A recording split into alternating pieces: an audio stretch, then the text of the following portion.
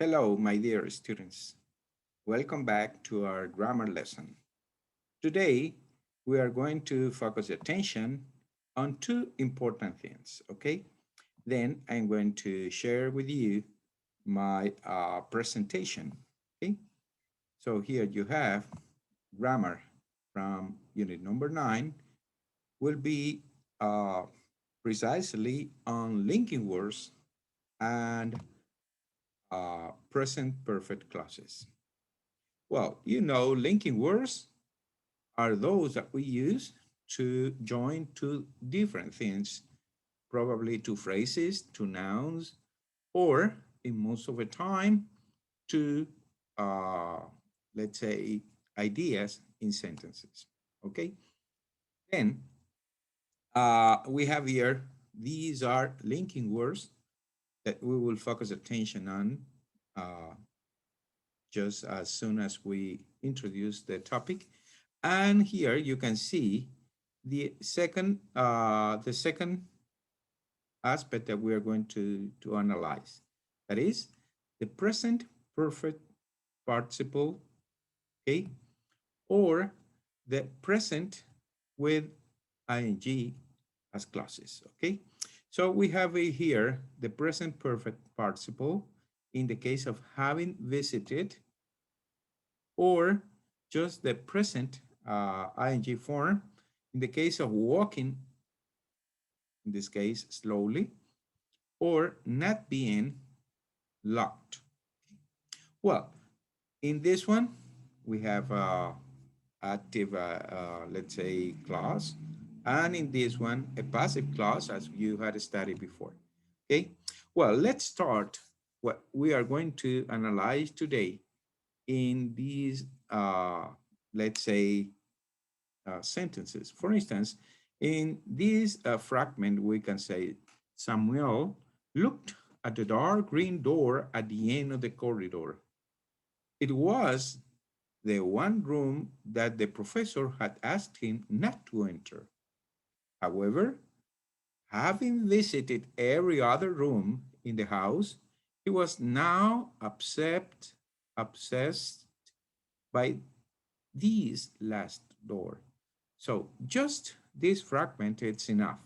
You may see that in this sentence, having visited every other room, okay, in that house, we don't have a subject.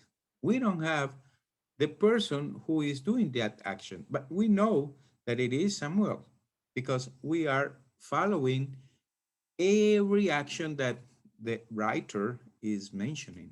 Okay, so notice that it's obvious in those cases we may avoid using or repeating the same subject.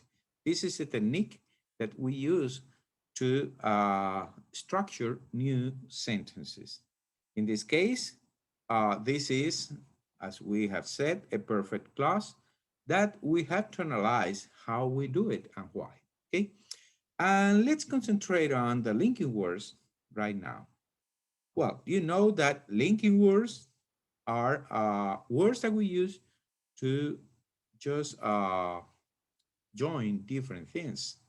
And the list of commonly used English translation words, it's made of approximately 200 words. So it's a very huge group of words. It can be used to link words or expressions, as I said, and they also connect ideas, okay?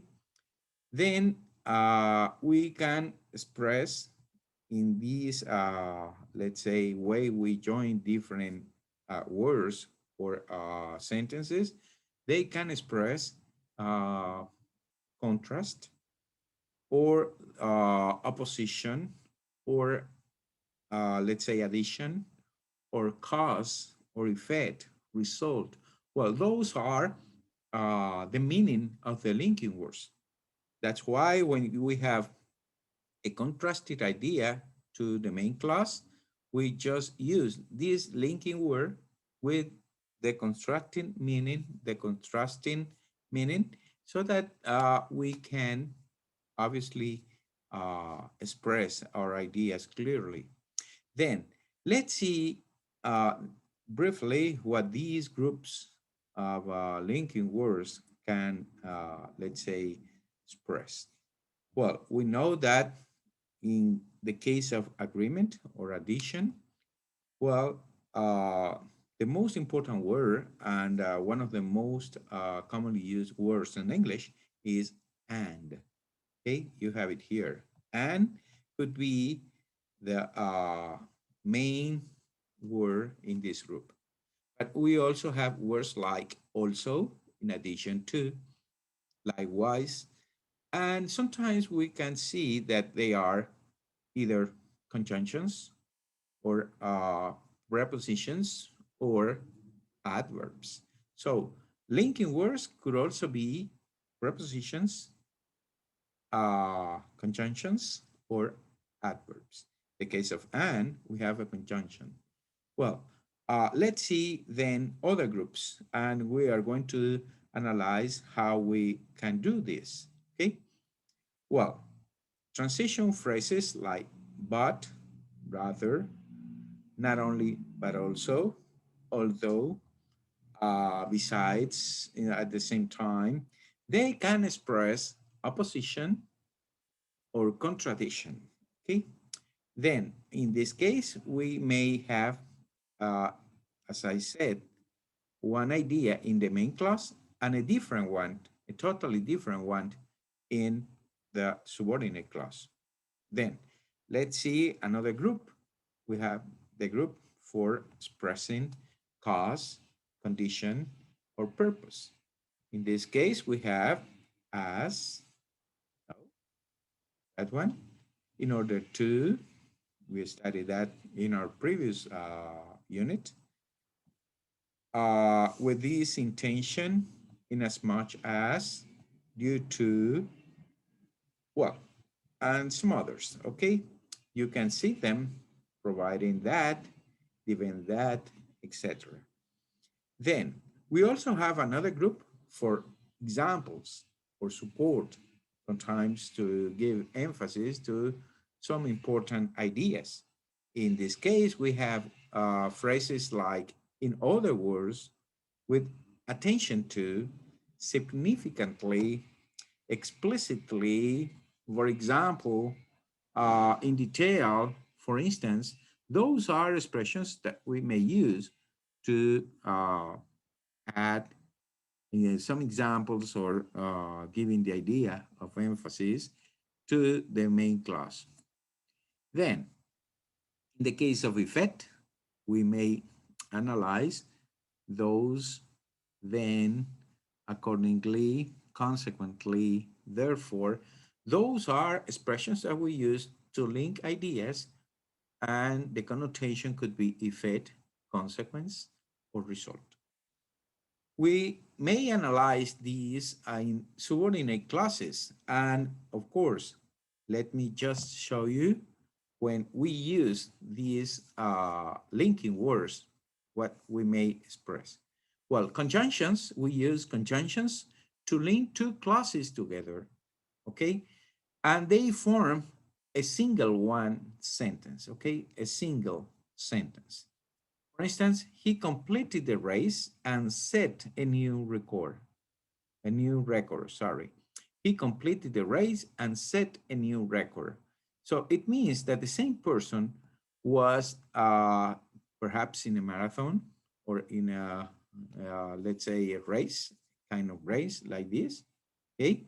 And then with his result, because we're talking about this person, he set a new record, okay, for the competition and perhaps for this kind of event.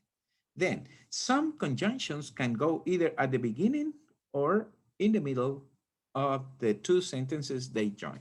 For instance, we may have the example here. Although there had been warnings of bad weather, the annual marathon went ahead. And we may have it not at the beginning, but in the middle. And in this case, we say the annual marathon went ahead, even though there had been warnings of bad weather. You may see that the meaning of both sentences, the meaning is the same, but the structure is different, okay? That's the way we have to, let's say, analyze the use of the linking words.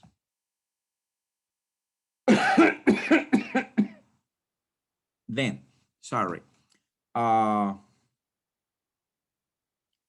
let's see, in the case of,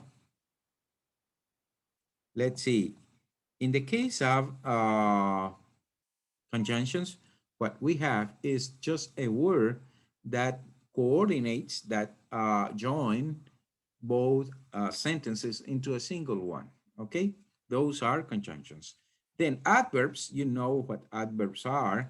They mainly modified, of course, the action as such, okay? So adverbs or adverbial phrases are used to link ideas as well, okay? We use an adverb in the new sentence or clause, and it will be placed at the beginning, okay?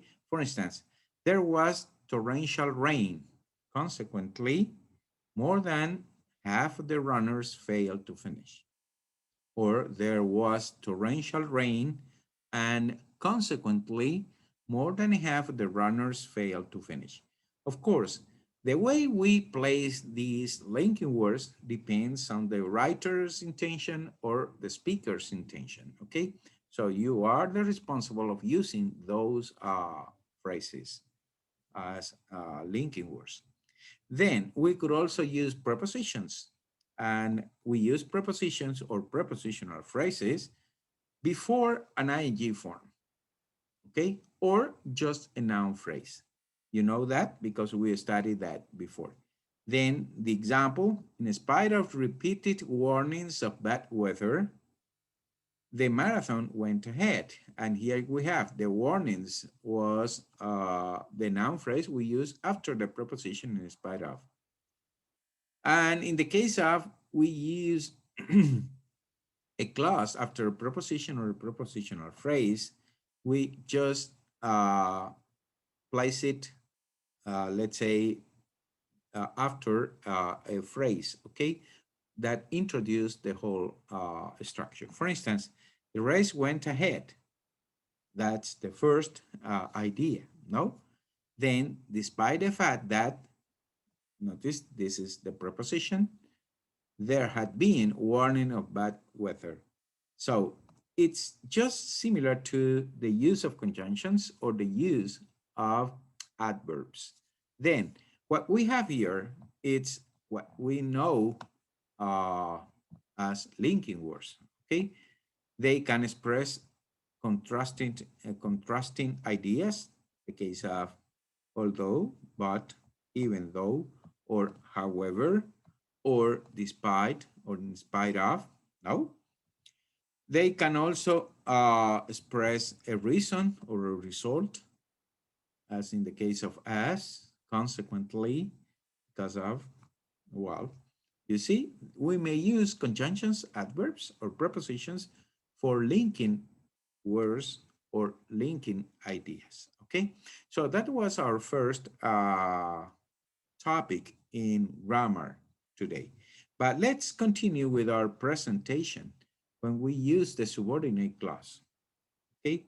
Well, you know that the subordinate clause, it's just a clause that, uh, let's say, enlarges, the subordinate clause enlarges the meaning of the main sentence, okay? So sentences normally consist of one or two clauses.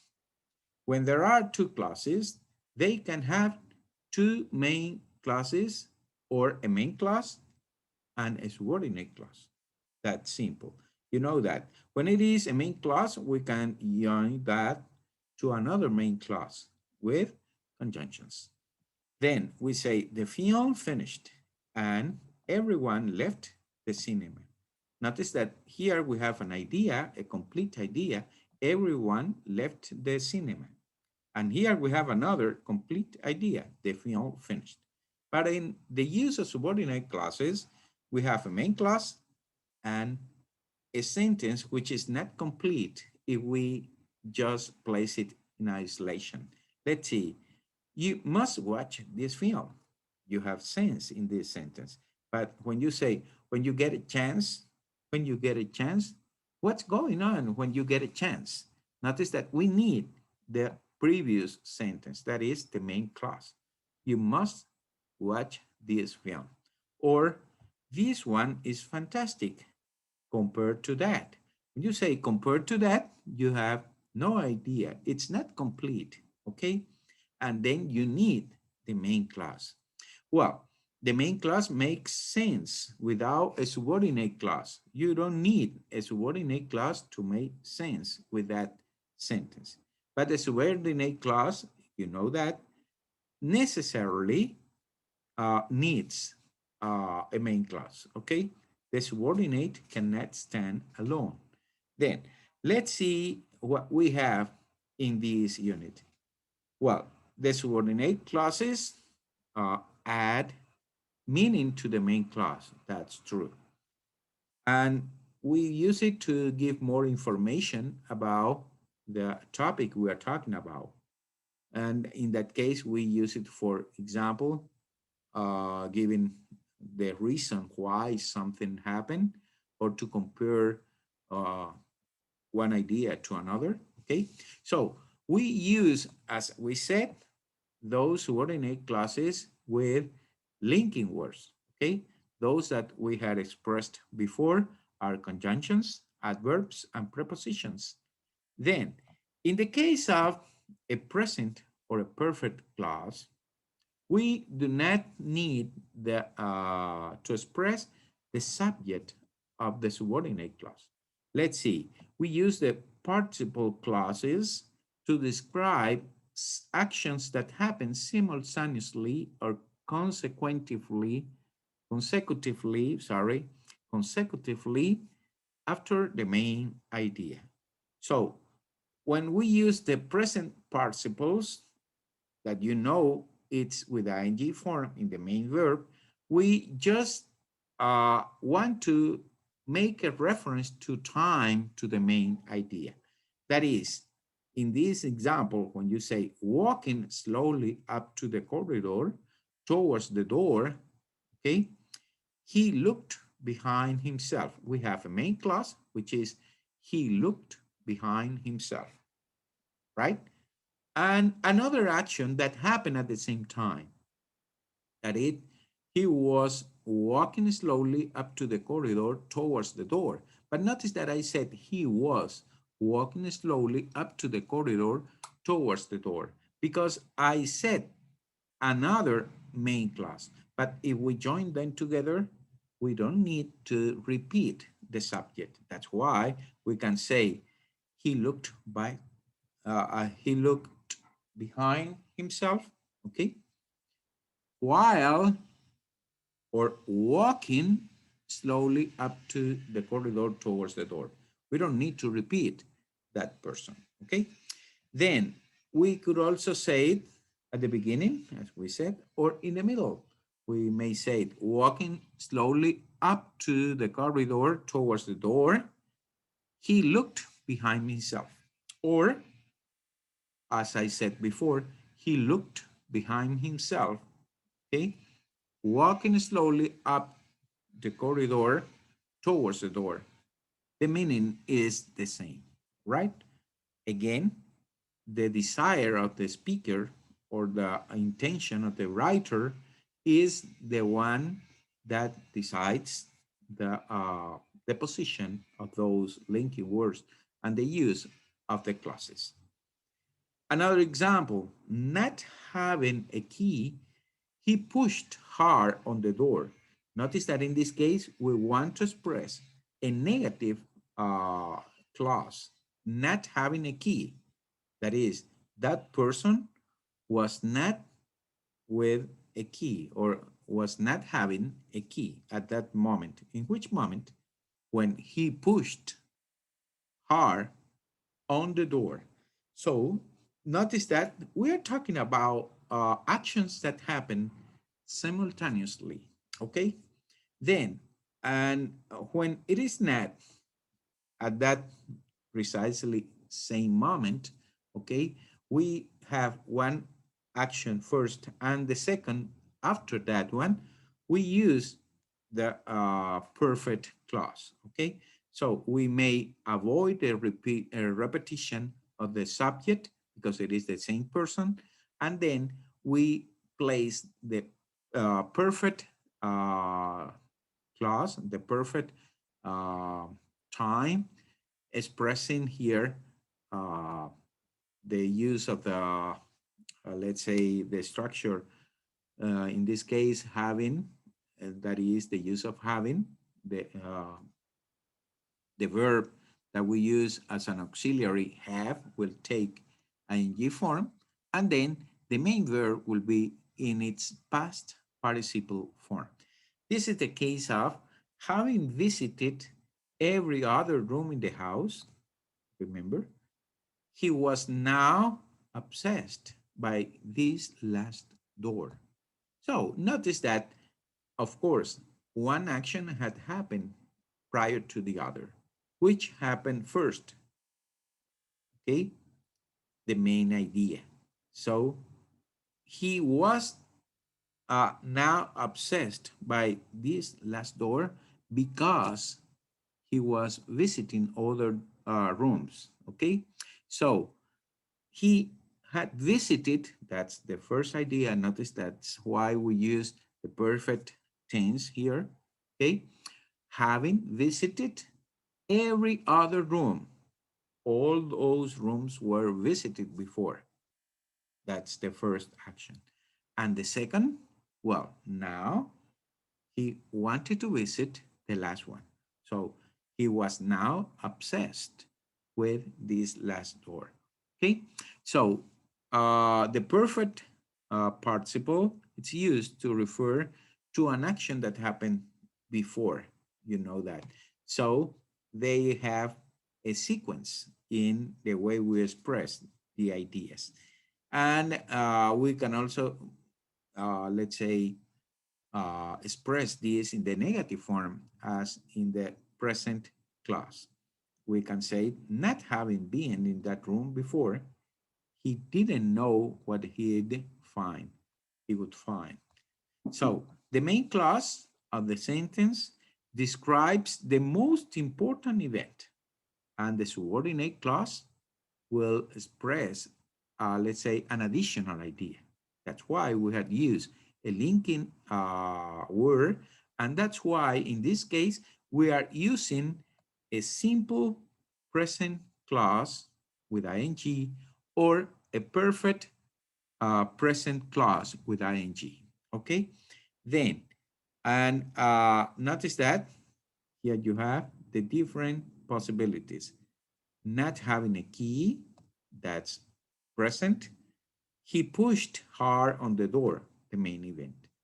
And in the second case, having visited every other room in the house, okay, that's the subordinate, the perfect clause, and the main action, the main idea, he was now obsessed by this last door.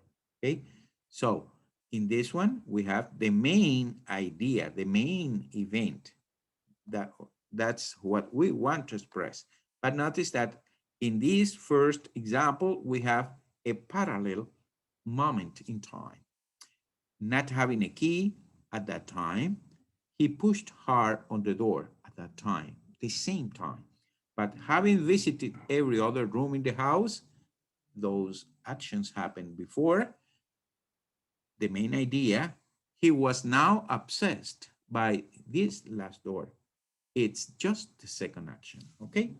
Then the participle clauses can also express the following ideas: time, when we use when; cause, when we use because; and result, when we use as a result. Well, or uh, possible substitutions of these phrases. Well, we can say, when I look back on my childhood, present, I think my father was right about many things. Looking back, And we can express this as this. Looking back on my childhood, I think my father was right about many things. So here we want to express something related to time, giving our memory back to a prior moment in our life. Then, in this case, when could also be substituted with while.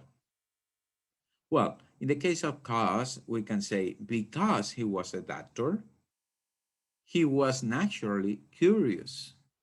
Or using this structure we have learned, we can say being a doctor, he was naturally curious because a doctor is a person who is interested all the time in different symptoms of a patient. So he is asking constantly questions. He is or she is a very, let's say, curious person. So there should be, in this case, a relation of cause and effect. Then, to express result, we can also say the door wasn't locked. As a result, it allowed him to enter the room. Okay, but we may express this with these, let's say, clauses. We could say it, the door wasn't locked, allowing him to enter the room. Okay, and you can see this note we have here. It's a tip. The subject of a participle clause. Okay, it's the same as the subject of the main clause. In all of these examples, we have the same. Okay, well, that was the explanation for the second theme. Now you should be ready to do these exercises. Okay, we are going to check them in our lesson. So you join the two sentences using the word or words in bold. Which are those words? Obviously, as you know, they are linking words. We have here despite, although, in spite of, even though, and despite. So I just wanted to emphasize in the place in which you are going to use those linking words, okay? So notice that some of them could be at the beginning and some of them could be in the middle of a sentence. None of them at the end, okay? It's not possible. Then because the idea of a linking word is to join, to link ideas, okay, or words. So if you place them at the end, it's not for that reason, okay? And the second activity, you complete the sentences using the present or perfect participle of the verbs that we are giving you between parentheses. In the first case, we have be, then we have study, not know, not use, force, stop, not like, not attend. So you have to complete the sentence using, for instance, being or having been, because as we had said, well, it could be the present if we want to make it at the same time, or the perfect if we want to make one first and then the other, okay? So those are the activities you have for this unit, okay?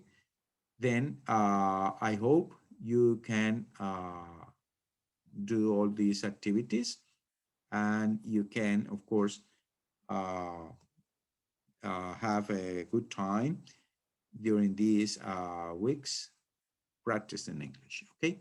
So I'll see you in our lesson. And remember that these structures are very useful for our oral practice.